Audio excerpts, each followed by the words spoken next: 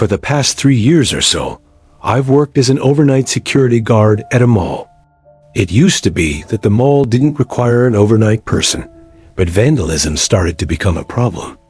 Most of the time, I would drive around the parking lot all night, listening to my car radio. Now and then, I'd kick some skateboarders out of the parking lot, or investigate a suspicious person lurking about. Other than that, I'd say the job was pretty tame. Maybe 3 months in, I experienced something a little bit stranger. I noticed that the light to one of the shops was on while driving around the parking lot. This was surprising to me, considering no one had snuck past me as of yet. So, of course, I parked the car and headed inside the mall to catch the potential thieves. As I approached the shop, I didn't hear the sound of anyone rummaging through the inventory. Sure enough, the shop was empty. As a matter of fact, even the security gate was still down. Only the shop owners had access to the security gates, so I couldn't really do anything about the light being on. I headed back out to my car. The same hour went by with no incident, but as I was circling around the entrance to the mall, I saw another light was on inside. Inside the mall, it was the same scene repeated. The light was on to the shop, but the security gate was still closed. I even tugged on the damn thing to see if someone heard me coming and just hid from me. Nope, it was locked. I heard a click from behind me while investigating. A previous light was no longer on. Maybe it was my mind playing tricks on me, but I swear I saw someone run behind the counter and hide. I think now is a good time to mention I was running on 3 hours of sleep for the past 48 hours, and I was blaming these occurrences just simply on the lack of sleep. I shined my flashlight into the shop and scanned the area. Nothing that I could see. Behind me was another click. Once again, the light to the shop was off, and this time I knew I saw someone standing in there. So I simply called out, "You can either leave with me, or you can leave with the police." They didn't move, just stood next to the light switch. I approached the gate and turned my light in the direction of the light switch, and there was no one standing there. I did see that a clothes rack was fairly close to the switch, so maybe the light was catching the clothes just right and was casting a shadow. That was the most logical explanation I could think of, at least. I left the mall. I was pretty spooked from the events of that night, but after a few months, they were pretty much out of my mind. My patrols were nothing special for a while after that. I think my next incident will happen around my 1-year anniversary as a guard. It was winter, and I was inside of the mall, checking the pipes. Yes, I was on security duty, but the owners decided to save a buck by having me inspect certain things as well. It was whatever. I was heading to one of the bathrooms to relieve myself when I heard a toilet flush. Jump a little more than I would like to admit. Inside the bathroom, I didn't see anyone. The toilets in the mall were motion activated, much like every other mall in the world. I checked all the stalls empty. I'll spare you the details, but after checking the stalls, I took a seat in one of them. I had a YouTube video playing on my phone while I was sitting, and I heard a tapping sound coming from the stall next to me. I glanced to my left and saw a pair of shoes standing with the toes pointing towards me. Slowly, I brought my eyes up above the stall. Sure enough, there was the tallest man I'd ever seen standing over the stall, staring down at me. Had I not already been on the toilet, I would have been running home for new pants. When he saw me notice him, he ducked back down beneath the stall. I hopped up and kicked in the door to the neighboring stall. The damn thing was empty, except for a pair of shoes sitting in the same spot I had seen them. My heart was thumping like crazy. I went back to my car as quickly as possible after that. If I remember correctly, this happened at around 4 o'clock in the morning. Once again, I accredited all this to my lack of sleep. I was just happy that I had the next day off. My friend and I once went to the infamous abandoned Rolling Acres Mall in Akron, Ohio. I'll call my friend Jake for this story, for privacy reasons. We went in like 11 o'clock at night on a Wednesday night, since we didn't have school the next day. We snuck in through some door, which had been jammed in by previous visitors. It was completely pitch black in there. Obviously, we turned out our flashlights for a few seconds, just to really take in how dark it was. We explored the lower level, then went up to the second level, like climbing up an escalator. As we were shining the flashlights into old closed-off stores, we heard a bang-like sound come from further down this upper level. I got scared and asked Jake if it could be security or cops.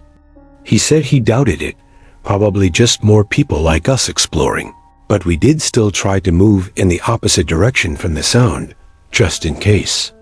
We were right by the Jack Penny in the mall when we heard another similar bang-like sound, like from before, this time louder and closer. Jake and I turned off our flashlights now, just to be safe. We didn't know who that could be. With our lights out, we did the best we could to make a little distance between us and the sound without banging into walls or anything. Suddenly, I heard. It came from a little further in front of me. It was kind of muffled too, so I assumed it was Jake calling me ahead. I kept hearing him going, so I kept following the sound of it. When I got close enough, I whispered to Jake, "Where do we go now?" He didn't answer, so I started feeling around for him, and I found what I believed to be his shoulder. Only the fabric of the jacket I felt did not match the fabric of the coat I knew Jake was wearing. I turned on the flashlight and screamed when I looked up and saw the person I was holding on to wasn't Jake, but rather some tall guy wearing a beanie and a face mask. The man grabbed me and put me in a headlock as he tried dragging me. Jake came out from the darkness and landed one clean punch to the man's face, which gave me just enough time to take off as he let go of me. Jake and I ran to the same place we came in from. When we got outside, we continued running until we got to the car. We didn't stop to catch our breath just yet, though. Jake booked it out of the abandoned parking lot, and only then did we feel relief. I gave Jake a firm handshake as I left and caught my breath, thanking him for potentially saving my life. I used to work in a 24/7 general store in a mall in South Carolina. So, while the mall itself would close around 9:30, our store would stay open all night. There were two entrances to the store, one from inside the actual mall itself, and then a back door that people could enter through after the mall closed past 9:30. I would always have to shut the gate separating the store from the mall. Given that this was a smaller store, it was never really busy in the deep night hours, which also made my job very uneventful most of the time. But there was one night shift that turned out to be anything but uneventful. It was towards the middle of my shift. The gate between the store and the mall was down, but I could still see through it, obviously, into the dark, half-lit hallway of the mall. The mall always had night lights on, which were much dimmer, but bright enough for the security guards to see what's going on in the cameras. I was doing my own thing, organizing the shelves, making sure everything was neat, when I heard a rattle in the metal cage. I looked and saw some guy standing on the other side, grasping the gate with his hands. At first, I thought it was a security guard on duty, with the only logical explanation, even though it was rare to ever see them walking around. But as I got closer and asked if there was a problem, I realized it wasn't a security guard. It was just some random man. He was wearing a dirty black and white plaid shirt and very baggy blue jeans. Most notably, though, what made this exceptionally strange was that he was just looking up at the ceiling. I inched a little closer and again asked if something was wrong and if he needed help, but he just kept looking up and shaking the gate. Now, there was some kind of protocol I was supposed to follow in the case of something like this in order to get the mall security. However, I didn't know how. I didn't know what number to dial. I didn't know how to work any kind of intercom, so all I could really do was shut it out. I turned my back to the creepy man and went back to my register behind the counter, as far away from him as possible. Unfortunately, the shelves are angled perpendicularly to the counter, not parallel, so the man at the gate was in direct line of sight from east. Oh, he finally seemed to back away, like literally walked backwards though, with his head still up at the ceiling. All that was going through my mind was, where could security be? It was to my understanding that there would be at least one person watching the cameras at night. Anyway, I tried to just move past it, resuming my cleaning activities. I couldn't help but look back outside to the mall every once in a while though. Thankfully, he was gone now. Eventually, someone came into the shop. I heard the back door slide open. I was in between two shelves and couldn't see them, so I continued with my work.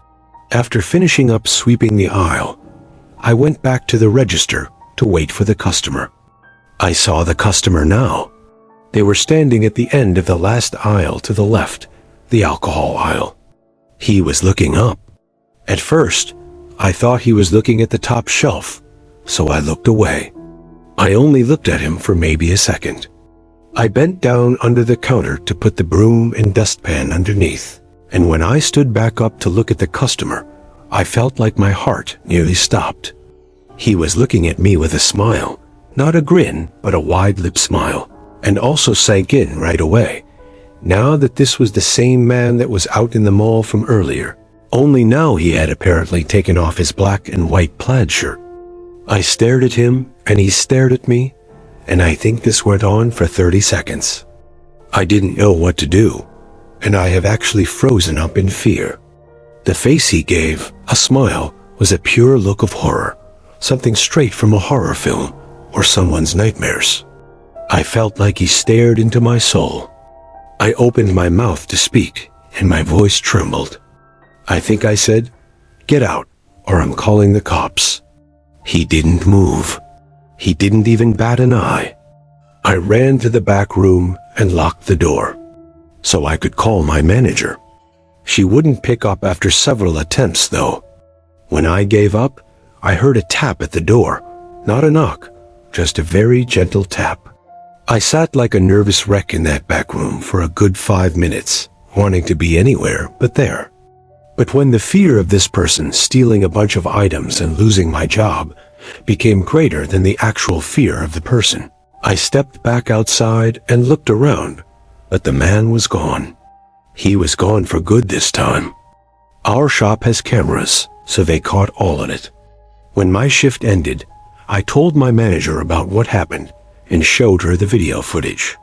She was shocked and kind of freaked out herself. I only worked there for another month after that, then moved on.